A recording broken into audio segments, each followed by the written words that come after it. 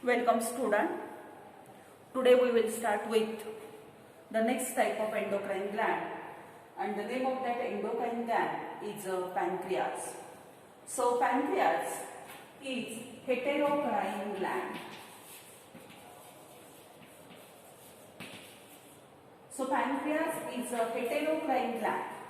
Heterocrine gland means we know exocrine gland, we also know endocrine gland, and this is the third type of gland, that is the heterocrine gland. Means it is exocrine as well as endocrine in function. Exocrine glands means the glands which possess the duct to carry their secretion, they are known as exocrine. Endocrine glands means the glands which lacks the duct, means ductless glands, are known as endocrine gland. And this is a heterocrine gland, means this gland is exocrine as well as endocrine. Means some part of that gland is exocrine in function and some part of that gland is endocrine in function. So what is this gland? So pancreas, पहा pancreas आपण पाहायला सुरुवात करतो आहोत. ही एक endocrine gland आहे. खरं तर ही ड्युअल ओरिजिन ग्लँड्स आपण म्हणतो. तर आता ह्याच्यामध्ये एक लक्षात घ्या की ही ड्युअल असं का म्हटलं जातं किंवा हिला आपण हेटेरोक्राइन असा शब्द का वापरला. तर हेटेरोक्राइन हा शब्द वापरला कारण ती एक्झोक्राइन पण आहे, ती एंडोक्राइन पण आहे. एक्झोक्राइन पण आहे आणि एंडोक्राइन पण आहे ह्या शब्दाचा अर्थ मी तुम्हाला सांगितला की ती फंक्शनला एक्झोक्राइन पण आहे आणि फंक्शनला एंडोक्राइन पण आहे. म्हणजे काय पहा, तर साधारणतः आपण पॅनक्रियाचा टीएस जर पाहिला तर हा टीएस असा असतो. ठीक आहे. ह्या टीएसच्या आतमध्ये अशा सेल्स असतात आणि हे जे स्ट्रक्चर तयार झालेले इथे, ह्या स्ट्रक्चरला आपण ॲसिनाय असा शब्द वापरतो. ठीक आहे. तर असं स्ट्रक्चर किंवा ट्रान्सव्हर्स सेक्शन हा पॅनक्रियाचा आहे. बरोबर. आता ह्या स्ट्रक्चरच्या मध्ये काय प्रेझेंट असतो, connective tissue, blood vessel, nerves वगैरे वगैरे प्रेझेंट आहे. आणि ह्याच ग्लँडमध्ये पुन्हा इथं एक स्पेशल पॅच प्रेझेंट असतो सेल्सचा असा, आणि हा जो स्पेशल पॅच ह्या कनेक्टिव्ह टिश्यू मध्ये प्रेझेंट आहे, ह्या स्पेशल पॅचला काय म्हटलं जातं, that is known as islets of Langerhans. लक्षात घ्या. मी फक्त पॅनक्रियास बद्दल आता तुम्हाला सांगते की पॅनक्रियास आपण हेटेरोक्राइन का म्हणतो, तिला एक्झोक्राइन पण म्हणतो आणि एंडोक्राइन पण म्हणतो. का म्हणतो, तर हा त्याचा टीएस मी इथं बोर्डवरती काढलाय. टीएस मध्ये हे जे त्याचं स्ट्रक्चर दिसतं ह्याला आपण ॲसिनाय म्हणतो, आणि हा जो पॅच कनेक्टिव्ह टिश्यू मध्ये दिसतोय त्याला आपण आयलेट्स ऑफ लँगरहॅन्स असं म्हणतो. बरोबर. मग हा जो पार्ट आहे त्याचा ॲसिनाय, तर ह्याचं सिक्रेशन जे ते पॅनक्रियाटिक ज्यूस आहे आणि ते कॅरी करण्यासाठी पॅनक्रियासचा डक्ट आहे. म्हणून पॅनक्रियास ही एक्झोक्राइन ग्लँड आहे. हे पहिलं क्लिअर करा. म्हणून तिला एक्झोक्राइन पण म्हणतात. आणि दुसरी गोष्ट, हा जो त्याच्यामध्ये पॅच आहे की ज्या पॅचला आपण आयलेट्स ऑफ लँगरहॅन्स असं म्हणतो, तर हा आयलेट्स ऑफ लँगरहॅन्स पार्ट मात्र असा पार्ट आहे की तो एंडोक्राइन इन फंक्शन आहे. लक्षात घ्या. बरोबर आहे. मग हा एंडोक्राइन फंक्शनला असल्यामुळं ह्याला ह्याचं सिक्रेशन कॅरी करण्यासाठी डक्ट नाही. हा सिक्रेशन जे सिक्रेट करतं त्याला आपण हार्मोन म्हणतो, आणि ते हार्मोन डायरेक्टली ब्लड मध्ये पोअर केलं जातं. आलं लक्षात. मग हा कुठला पार्ट झाला, एंडोक्राइन पार्ट झाला. हा कुठला पार्ट झाला, एक्झोक्राइन पार्ट झाला. म्हणजे पॅनक्रियास कशी ग्लँड झाली, एक्झोक्राइन पण झाली आणि एंडोक्राइन पण झाली. म्हणून हिला हेटेरोक्राइन असं म्हटलं जातं.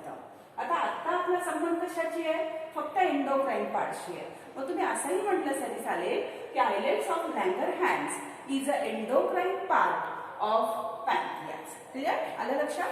मग हे आपल्याला आता शिकायला सुरुवात करायची आहे. पहा. So that pancreas is a heterocrine gland and it is endodermal in origin. तिचं origin तर तुम्ही बघितलं तर endodermal origin ला. So its exocrine part, it play important role in the digestive system and the endocrine part is islets of Langerhans.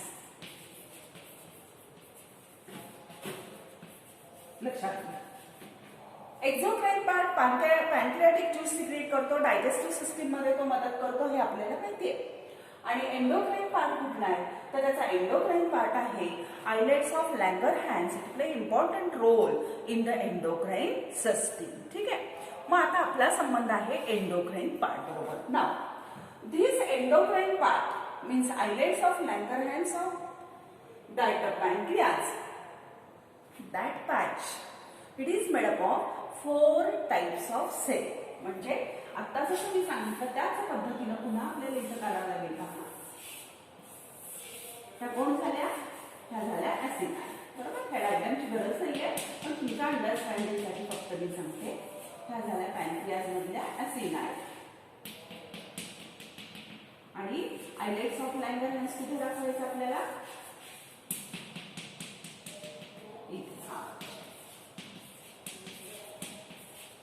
त्याला नाव काय देतो आपण, आयलेट्स ऑफ लँगरहॅन्स. पहा आता हा जो आयलेट्स ऑफ लँगरहॅन्स आहे ह्याच्या बरोबर आपला संबंध आहे. आणि that islets of Langerhans it is made up of 4 types of cells. ह्या आयलेट्स ऑफ लँगरहॅन्स मध्ये किती प्रकारच्या सेल्स आहेत, तर 4 प्रकारच्या सेल्स आहेत. मग एक एक करून आपण शिकायला सुरुवात करू. So that islets of Langerhans it is made up of 4 types of cell and all that 4 types of cell they secrete the hormone. So first type of cell present in the islets of Langerhans is known as a alpha cell. That is known as a alpha cell.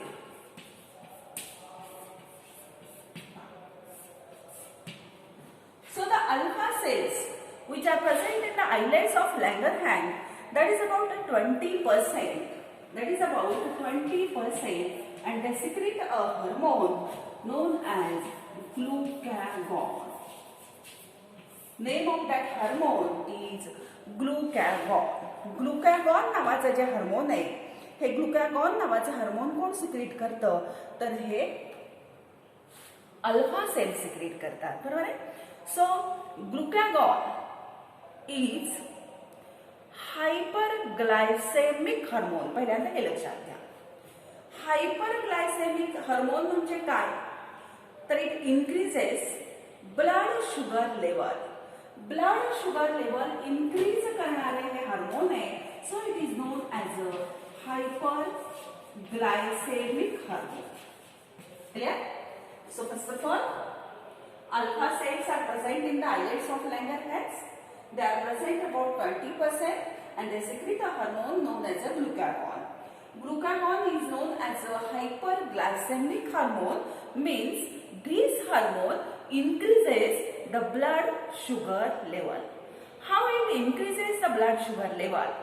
So the first point is, it goes to the liver, it goes to our liver and stimulate the hepatocytes of liver. Hepatocytes means the cells which are present in the liver, they are known as the hepatocytes. So it stimulates that hepatocyte for glycogenolysis. Glycogenolysis. So glycogenolysis means what? Glycogenolysis, glycogen आणि lysis म्हणजे breakdown. So ग्लायकोजनचं lysis करायचं काम, तर ग्लायकोजनचं lysis करून काय तयार होतं, तर ग्लुकोज तयार होते. आणि ग्लुकोज तयार झालं म्हणजेच तो काय करतो, ब्लड मधली ग्लुकोज लेवल वाढवतो. So it increases the blood sugar level. ही एक पद्धत झाली. Second function of that glucagon is it stimulates gluconeogenesis. The second function is it stimulates gluconeogenesis. Gluconeogenesis means formation of glucose from non-carbohydrate sources. Carbohydrate sources पासून जर glucose तयार होतच, पण जे काही प्रोटीन्स वगैरे जे काही नॉन कार्बोहायड्रेट सोर्सेस आहेत त्यांच्यापासून सुद्धा ग्लुकोज तयार करून ब्लड मधली ग्लुकोज लेवल वाढवायचं काम कोण करतं, तर ग्लुकॅगॉन करतं. आणि तिसरा पॉइंट हे काय करतं, तर it reduce the cellular uptake and utilization of glucose. Third point is it reduce cellular uptake and utilization of glucose. ठीक आहे, that is about the glucagon. पहा, अवघड काही नाहीये, नीट लक्षात घ्या म्हणजे लक्षात येत आहे. आता तुम्हाला हे क्लिअर झालं की पॅनक्रियाचा आयलेट्स ऑफ लँगरहॅन्स हा पार्ट एंडोक्राइन आहे, म्हणजे आपला संबंध त्याच्याशी होता. आयलेट्स ऑफ लँगरहॅन्स किती प्रकारच्या सेलनी तयार झालाय? 4. त्यातली पहिली सेल शिकायला आपण सुरुवात केली. पहिल्या सेलला आपण अल्फा सेल म्हणतो, बरोबर. अल्फा सेल हा 20% प्रेझेंट असतात आणि अल्फा सेल काय काम करतात, तर ग्लुकॅगॉन नावाचं हार्मोन सिक्रेट करतात. ग्लुकॅगॉन हे हार्मोन हायपर ग्लायसेमिक आहे. हायपर म्हणजे वाढवणारं, ब्लड मधली शुगर लेवल वाढवणारं ते हार्मोन आहे, बरोबर. ठीक आहे, मग कशा पद्धतीनं ब्लड मधली शुगर लेवल वाढेल ह्याचा विचार करायचा. मग हे ग्लुकॅगॉन काय करतं, सिक्रेट झालं की ते तुमच्या लिव्हरला जातं. It goes towards the liver and stimulate the liver. बघा, तुमच्या लिव्हरमध्ये जो काही ग्लायकोजन आहे, ग्लायकोजन म्हणजे तुम्हाला माहितीये की ज्यावेळेला एक्सेस ग्लुकोज बॉडीमध्ये जातो तर लिव्हर आपलं ग्लायकोजनच्या फॉर्ममध्ये ते कन्वर्ट करून ठेवतं. मग आता तुम्हाला ब्लडमधली ग्लुकोज लेवल वाढवायची आहे. मग काय केलं, ग्लुकॅगॉन सिक्रेट झालं. ग्लुकॅगॉन तुमच्या लिव्हरकडे गेलं आणि लिव्हरमध्ये त्यानं काय केलं, तिथं असणाऱ्या ग्लायकोजनचं लायसिस केलं. So it stimulate glycogenolysis. आणि ग्लायकोजनचं लायसिस होऊन हा काय तयार करेल, तर ग्लुकोज लेवल तुमच्या ब्लड मधली वाढवेल. म्हणजे ग्लुकोज लेवल वाढली, बरोबर. दुसरी ग्लुकोज लेवल हा कसा वाढवतो, इट स्टिम्युलेट ग्लुकोनिओजेनेसिस. ग्लुकोनिओजेनेसिसचा अर्थ मी तुम्हाला सांगितला, formation of glucose from non carbohydrate sources.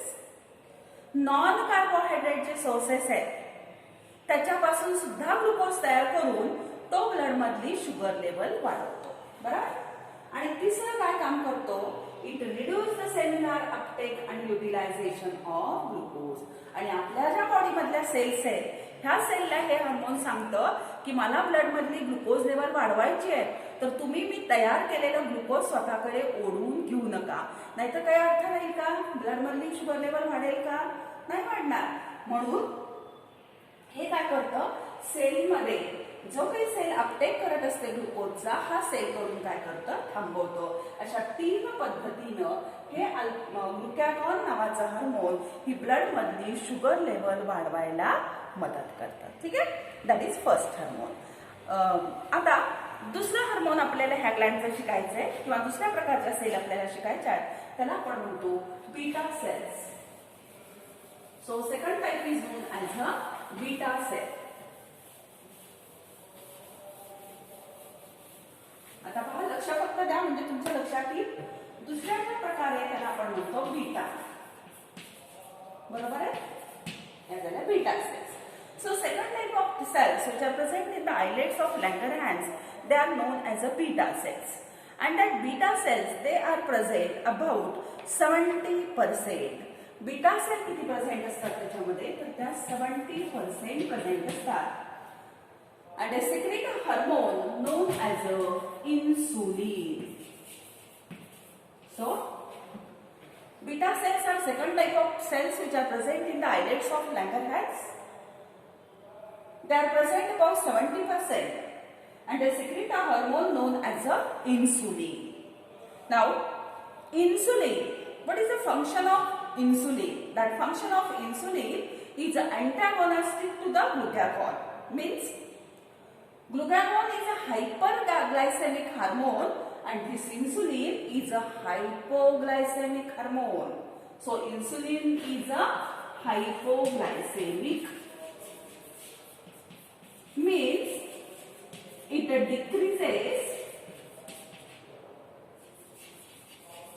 blood sugar level. It decreases the blood sugar level, so it is known as a hypoglycemic hormone. How it decreases the blood sugar level? So it stimulates our liver and muscles. It stimulates our liver and muscle cell for glycogenesis. Glycogenesis means formation of a glucose. Formation, genesis म्हणजे formation. Glyco म्हणजे glycogen means glycogenesis is a process in which glucose is converted into the glycogen and stored in the liver, and so it lowers the blood sugar level. It also stimulates the cellular uptake and utilization of glucose. Stimulate cellular uptake and utilization of glucose. So, by these processes, this insulin, it decreases the blood sugar level. So, it is known as a hypoglycemic hormone. ठीक आहे? Islets of Langerhans मध्ये present असणाऱ्या दुसऱ्या प्रकारच्या सेलला आपण beta sale म्हणतो. त्या 70% present असतात. त्या जे हार्मोन सिक्रीट करतात त्या हार्मोनचं नाव आहे इन्सुलिन. इन्सुलिन काय काम करतं तर इन्सुलिन हे हायपोग्लायसेमिक हार्मोन आहे, म्हणजे ब्लड मधली शुगर लेवल कमी करायचं काम करतं. कशा पद्धतीनं कमी करतं तर हे लिव्हर आणि मसल सेल्सला जातं आणि लिव्हर आणि मसल सेल्सला सांगतं की जो काही ग्लुकोज बॉडीमध्ये जास्तीचा तयार झालाय हा ग्लुकोज तुम्ही ऍब्झॉर्ब करा आणि ग्लुकोजचं कन्व्हर्जन ग्लायकोजन मध्ये करून तुमच्या सेलमध्ये ठेवा. Means it stimulate the ग्लायकोजेनेसिस. ठीक आहे. आणि दुसरी पद्धत सेलला पेशीला काय सांगतं की ब्लडमध्ये भरपूर प्रमाणामध्ये ग्लुकोज लेवल वाढलेली आहे, तर तुम्ही स्वतः काय करा, ब्लडमधला भरपूर ग्लुकोज स्वतःकडे ऍब्झॉर्ब करून घ्या. So uptake and utilization of glucose is increase in case of insulin. Means insulin and glucagon, they are working opposite to each other, so they are known as a antagonistic hormone. लक्षात येत आहे? Glucagon blood sugar level काय करणार आहे, वाढवणार आहे, आणि insulin मात्र ब्लड शुगर लेवल कमी करणारा हार्मोन आहे. तर हे झालं ह्या दोन सेल बद्दल. त्याच्यानंतर तिसऱ्या प्रकारच्या ज्या सेल्स असतात त्याच्यामध्ये प्रेझेंट, त्या तिसऱ्या प्रकारच्या सेलला आपण डेल्टा सेल असे म्हणतो. पहा, third type of cells which are present in islets of Langerhans, they are known as delta cells.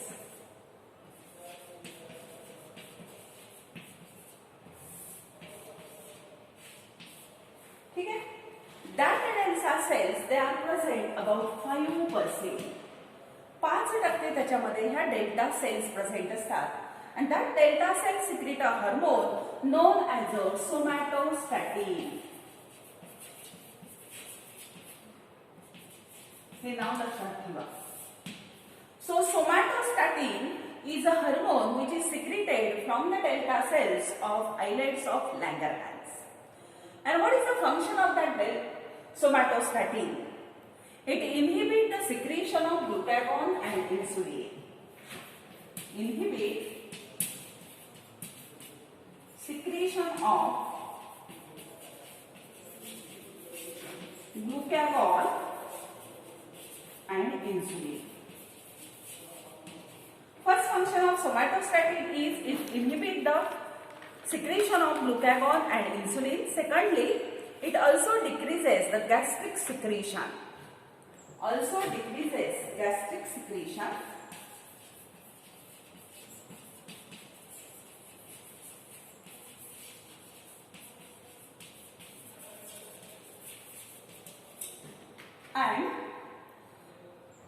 And decreases the absorption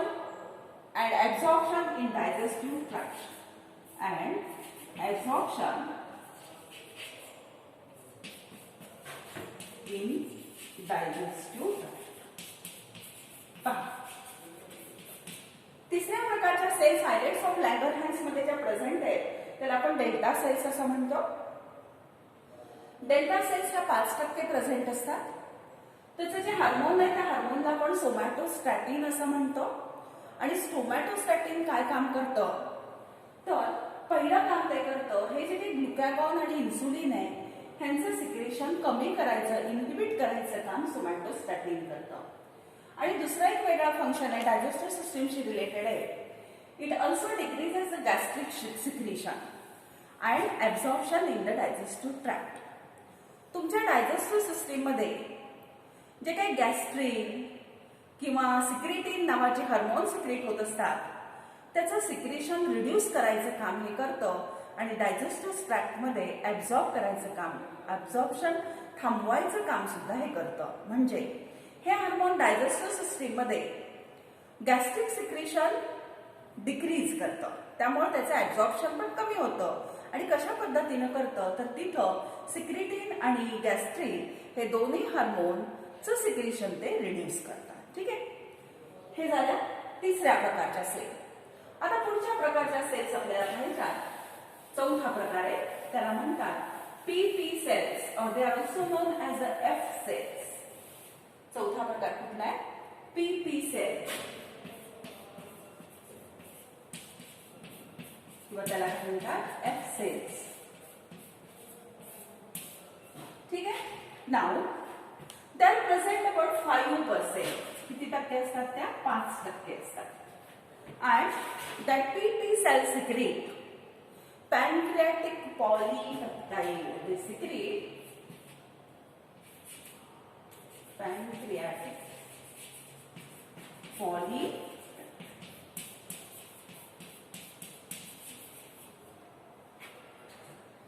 चौथ्या प्रकारच्या सेल्स आयलेट्स ऑफ लँगरहॅन्स मध्ये प्रेझेंट असणाऱ्या त्याला आपण PP सेल्स म्हणतो, त्याला F सेल म्हणतो. ह्या सेल 5% प्रेझेंट असतात आणि त्या पॅनक्रियाटिक पॉलीपेप्टाइड सिक्रेट करतात which inhibit the release of pancreatic juice. Which inhibit release of pancreatic juice. पहा, पॅनक्रियाटिक ज्यूस कोण सिक्रेट करतं तर ह्या ॲसिनाय सिक्रेट करतात. म्हणजेच एक्झोक्राईन पार्ट सिक्रेट करतो पॅनक्रियाटिक ज्यूस जो डायजेशनसाठी लागतो. मग ह्या पॅनक्रियाटिक ज्यूसचं सिक्रेशन इनहिबिट करायचं काम कोण करतं तर ह्याच पॅचमध्ये प्रेझेंट असणाऱ्या PP सेल करतात. आणि कशा प्रकारे करतात तर त्या पॅनक्रियाटिक पॉलीपेप्टाइड सिक्रेट करतात आणि पॅनक्रियाटिक ज्यूसचं सिक्रेशन काय करतात थांबवतात. ठीक आहे. तर ह्या 4 प्रकारच्या सेल्स ह्या पॅनक्रियाजमध्ये प्रेझेंट असतात. ठीक आहे. मला वाटतं तुम्हाला हे व्यवस्थित क्लिअर झालेलं असेल. आता हे झाल्यानंतर पुढे आपल्याला ह्याच्याशी रिलेटेड असणारी डिसऑर्डर शिकायची. बरोबर. आता कुठली डिसऑर्डर आहे आपल्याला शिकायची तुम्हाला सगळ्यांच्या माहितीची असणारी ते डिसऑर्डर आहे आणि त्या डिसऑर्डरचं नाव आहे diabetes mellitus. Disorder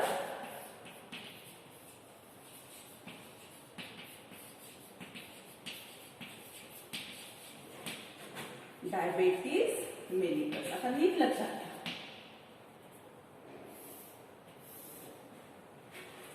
diabetes mellitus किंवा ह्याला म्हटलं जातं हायपरग्लायसेमिया. बघा लक्षात घ्या. हायपरग्लायसेमिया म्हणजे काय असेल? हायपरग्लायसेमिया म्हणजे ह्या डिसीज मध्ये ब्लड मधली शुगर लेवल काय झालेली असेल इन्क्रीज होत असेल म्हणून त्याला म्हटलं जातं हायपरग्लायसेमिया. ठीक आहे. So that diabetes mellitus is a common metabolic endocrine disorder. It is a common metabolic endocrine disorder of pancreas. पॅनक्रियाची कॉमन असणारी मेटाबॉलिक एंडोक्राइन ही डिसऑर्डर आहे. And in this disorder, there is an increase in the blood glucose level. In this disorder, there is increase in blood glucose level. Here, so in diabetes mellitus, it is a metabolic disorder of pancreas, and in that disorder there is an increase in the blood sugar level. Beta cells which secrete the insulin, that secretion is less. So in this case, the beta cells secrete less insulin. हे पहिल्यांदा clear करा.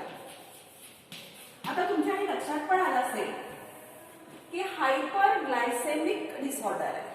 Blood मधली sugar level वाढवणारी disorder आहे. मग blood मधलं sugar level कमी करणारा हार्मोन कुठले सांगा? इन्सुलिन आहे.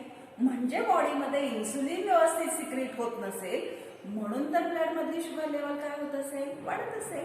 म्हणून ते सांगितलं की ह्या डायबेटिस मेलिटस मध्ये ब्लड मधली शुगर लेवल वाढली जाते.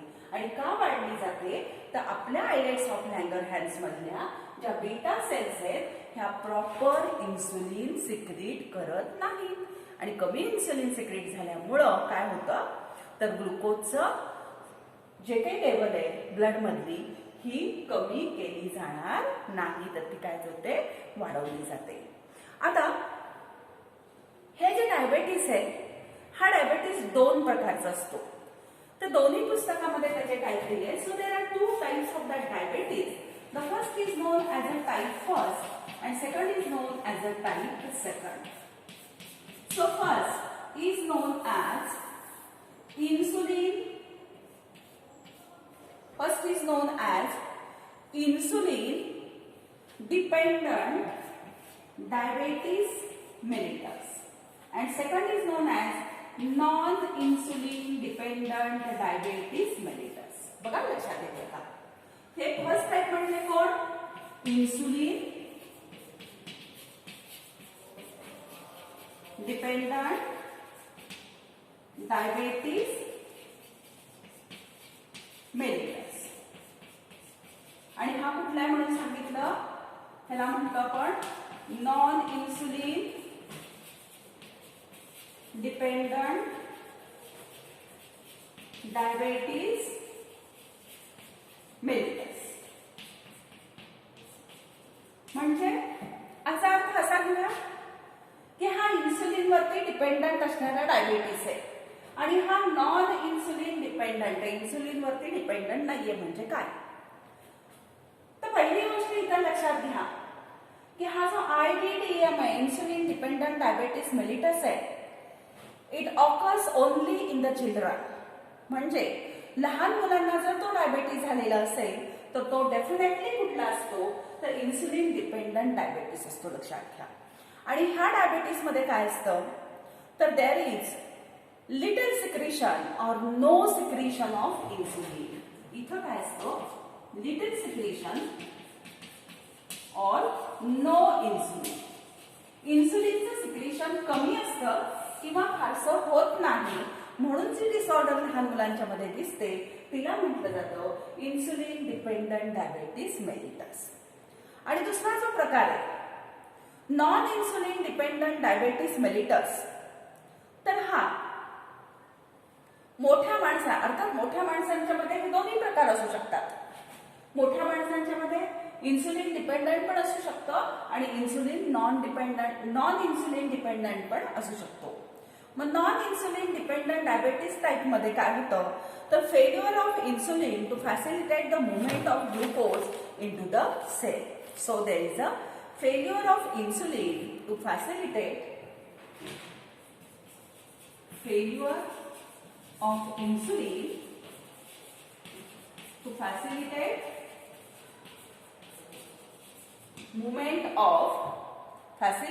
movement of glucose into the cell.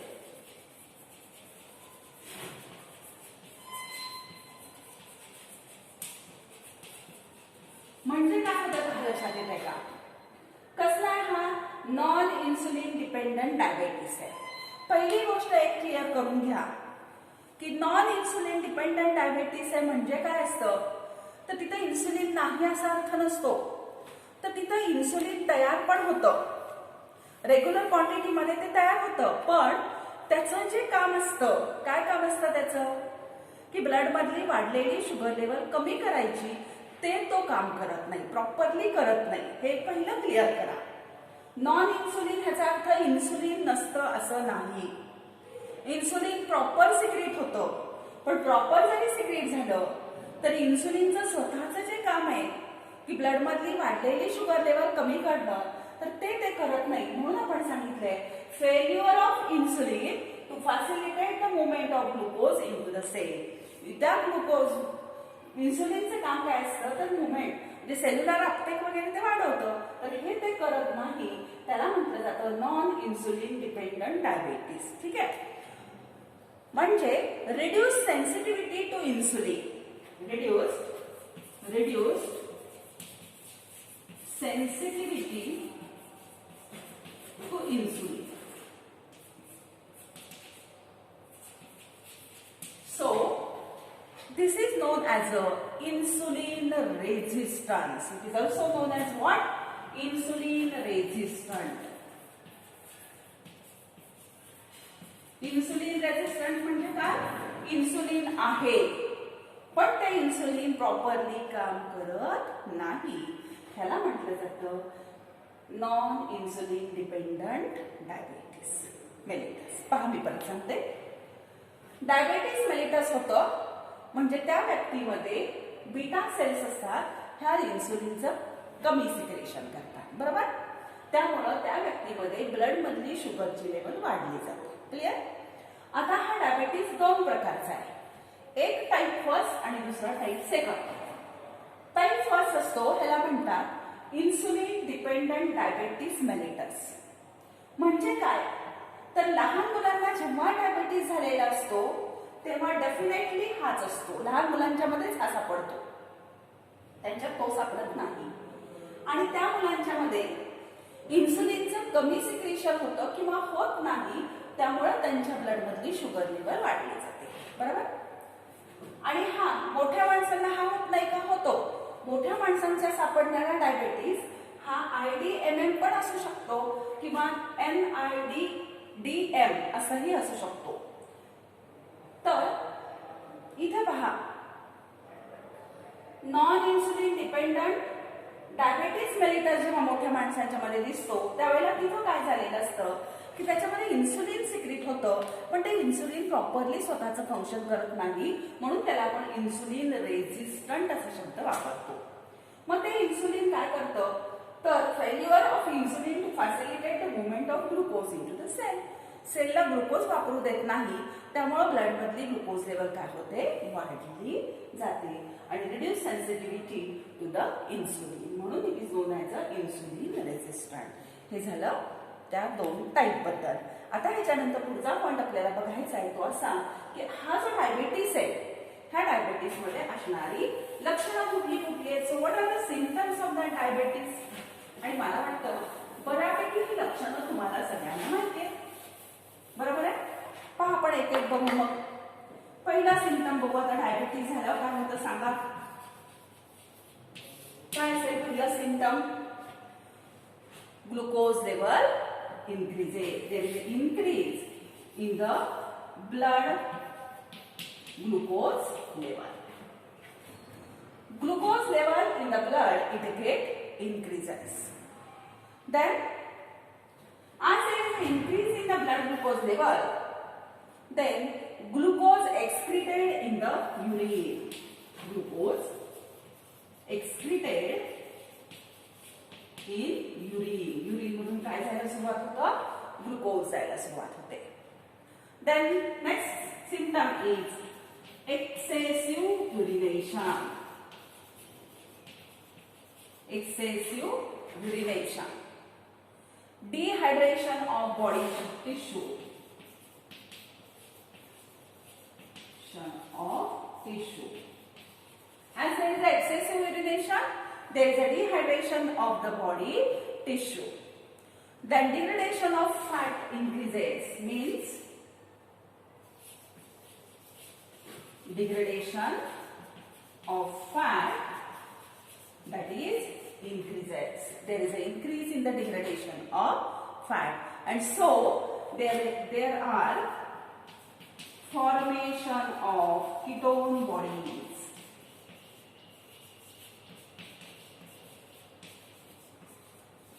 That is also known as a ketosis. That is known as what? Ketosis. पहा, ज्याला डायबिटीज होतो त्याच्यामध्ये काय काय असतं? सगळ्यात पहिल्यांदा इन्सुलिनचा प्रॉपर सिक्रेशन नसल्यामुळे, फंक्शनिंग नसल्यामुळे glucose level in the blood increases. Glucose level ब्लडमध्ये खूप वाढते की जेणेकरून ग्लुकोज नॉर्मल माणसाच्या युरिन मधून कधीही जात नाही, लक्षात घ्या.